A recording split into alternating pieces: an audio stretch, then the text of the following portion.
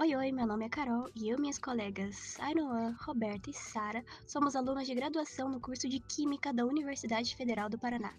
Esse vídeo faz parte de um projeto de extensão na matéria de Físico-Química 1, e com ele temos o objetivo de explicar, por meio de conceitos físico-químicos, um pouco do funcionamento de um airbag à base de azida.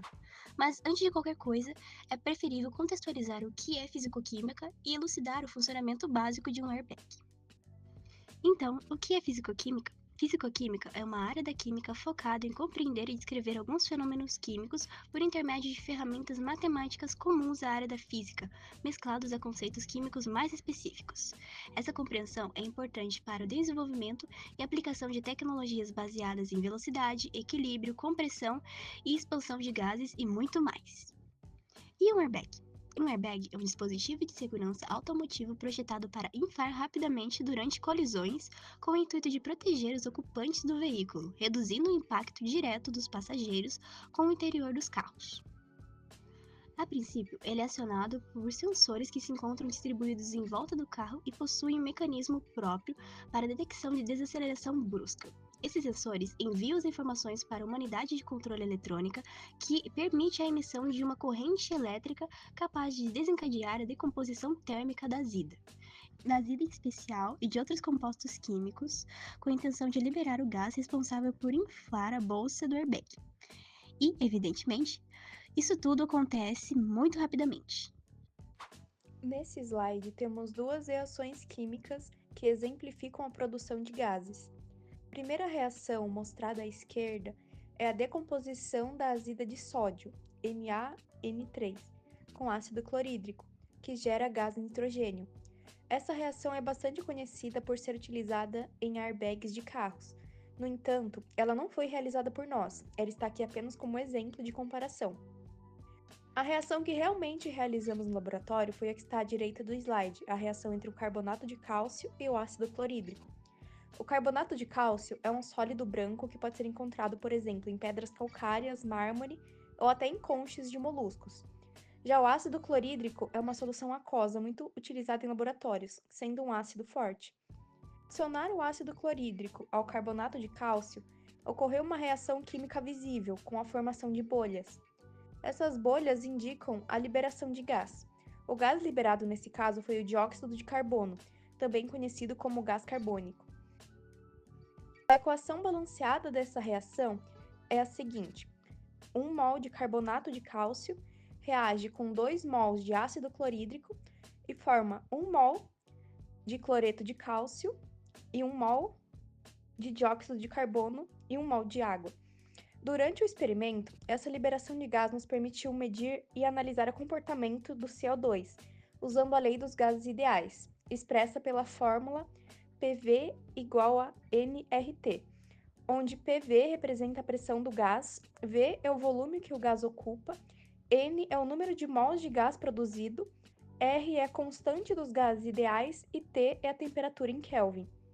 Essa análise permitiu que a gente relacionasse os dados obtidos no experimento com os conceitos teóricos da fisicoquímica, mostrando como a quantidade de gás, o volume, a temperatura e a pressão estão interligados. Para realizar o experimento, usamos os seguintes materiais: 2 balões de látex para duas cores diferentes, simulando o airbag, um Erlenmeyer, onde ocorreu a reação, carbonato de cálcio e ácido clorídrico 1 mol por litro, um funil, uma agulha para furar os balões vermelhos com o comportamento adequado, cordão para impedir o escape de gás nos balões sem orifícios, um cronômetro, um termômetro para aferir a temperatura ambiente e uma régua para medir o volume de gás produzido como uma escala conhecida. Nesse esquema, mostramos como foi montado o experimento, com um Erlenmeyer contendo ácido clorídrico, balão azul sem furos contendo carbonato de cálcio, o cordão e a régua. O mesmo esquema serve para o balão vermelho, porém este contém 2 furos e foi dispensada a necessidade do cordão. Nos balões azuis, colocamos 2 e 5 gramas de carbonato de cálcio usando um funil. Depois, colocamos 50 ml de ácido clorídrico em cada Erlenmeyer. Observamos que ambos inflaram, mas aquele com pouco carbonato parou de produzir gás assim que ele foi totalmente consumido, enquanto o balão com carbonato em excesso continuou produzindo gás até não conseguir mais vencer a resistência do balão, mesmo ainda tendo reagente sobrando. Já nos balões vermelhos, também colocamos 2 e 5 gramas de carbonato de cálcio e 50 ml de ácido clorídrico no Erlenmeyer, mas fizemos 2 furos em cada balão, perto da base, para simular o comportamento ideal de um airbag. Observamos que o balão com menos reagente inflou na mesma velocidade que aquele com 5 gramas, mas sem ocupar um grande volume e se esvaziando rapidamente, enquanto o com 5 gramas continuou com um volume maior até reagir completamente, pois o gás sendo liberado estava em equilíbrio com o gás sendo produzido. Isso sem nenhuma força externa extra sendo aplicada. Isso mostra como é importante o controle do gás. No airbag real, ele precisa inflar rápido, mas também esvaziar depois para garantir a segurança. Após o experimento, obtivemos esses resultados. As fotos foram tiradas no momento em que o balão atingiu seu volume máximo.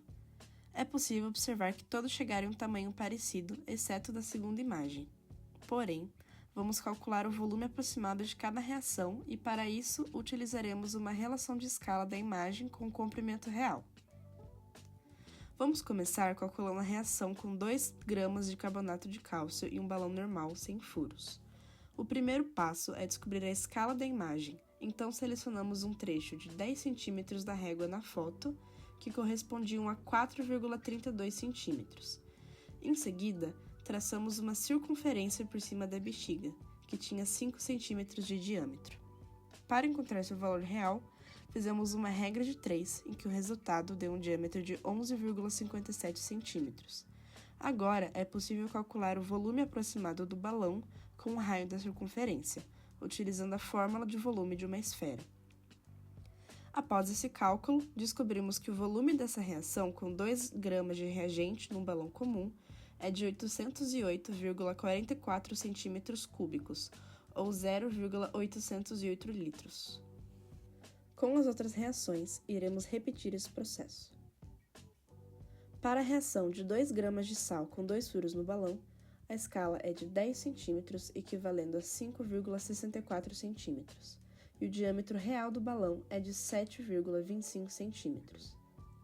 O volume é igual a 198,6 centímetros cúbicos, ou então 0,198 litros. Na reação de 5 gramas de carbonato de cálcio em um balão comum, a escala é de 10 para 4,22 centímetros, em que 5,44 centímetros equivalem a 12,9 centímetros de diâmetro. O volume dessa reação é de 1.123,43 centímetros cúbicos, ou então 1,123 litros. A última reação, de 5 gramas de sal num balão com 2 furos, encontramos 12,6 centímetros de diâmetro, um volume de 1.046,86 centímetros cúbicos, ou 1,46 litros. Agora, vamos comparar todos esses resultados obtidos a partir dos cálculos. O maior volume é na reação de 5 gramas de carbonato de cálcio na bexiga sem os furos, enquanto o menor volume é da reação de 2 gramas de carbonato de cálcio num balão com 2 furos. Esses resultados estão conforme previsto, pois no primeiro caso, usamos uma quantidade maior de sal, que consequentemente irá produzir mais gás e o balão terá um volume maior. No segundo caso, os furos do balão permitem uma vazão de gás maior do que o andamento da reação, ou seja, a produção de gás não está compensando o escapamento de gás carbônico, então o balão esvazia muito rapidamente. Então, segundo essa lógica, por que o balão furado com 5 gramas de carbonato de cálcio obteve o segundo maior volume? Bom, como o reagente estava em excesso, ele compensa a perda de gás porque continua reagindo, diferente do caso anterior em que ele é completamente consumido. Então, enquanto ocorre o vazamento de gás pelos furos, ao mesmo tempo é produzido mais gás, que não permite o esvaziamento completo do balão. Isso só ocorre quando a reação entra em equilíbrio e a produção de gás cessa completamente. Por fim, temos a reação de 2 gramas de carbonato de cálcio em um balão comum. Ela ficou em terceiro lugar em termos de volume, mas como todo o sal foi consumido e não houve nenhuma perda de gás, esse é o volume mais fiel para calcularmos o número de mols de gás produzido nessa reação. Retomando a fórmula dos gases ideais, sabemos que a pressão exercida pelo gás está diretamente relacionada à quantidade de mols, diretamente relacionada à temperatura e inversamente relacionada ao volume. Uma vez que no nosso experimento a temperatura e a pressão atmosférica eram constantes, sendo de 21 graus Celsius ou 294 Kelvin em escala científica de temperatura e 1 atm de pressão, as variações ocorridas durante o experimento não tiveram relação com essas duas constantes. Como R é uma constante e seu valor não varia, nos resta rearranjar a fórmula e estabelecer uma relação entre a pressão interna do balão, a quantidade de mols contida nele e o seu volume. Vamos fazer isso observando a equação e o comportamento dos balões. O balão com 5 gramas de carbonato de cálcio e sem furos, por exemplo, gerou mais gás por possuir mais reagentes para ser consumido e inflou mais. Consequentemente, aumentando a pressão interna do balão de 1 atm para, calculando pela fórmula P igual nRT sobre V, onde N é 0,05 mol, R é a constante, 0,082, T é a temperatura em Kelvin, 294, e V é 1,123 litros, resultando em 1,07 atm. Isso ocorreu porque, ao observarmos a equação, a pressão e a quantidade de matéria são proporcionais, ou seja, quanto maior a quantidade de gás em mols, maior será a pressão em um sistema fechado.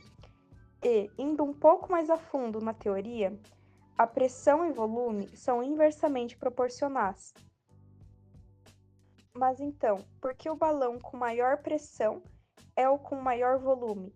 Isso se dá ao fato de que as paredes do balão são elásticas e o gás produzido tem força suficiente para vencer a resistência delas até certo ponto, que é quando o sistema entra em equilíbrio, atingindo o máximo de produção de gás possível, fazendo com que o balão fique esférico e duro como uma bola de vôlei bem cheia.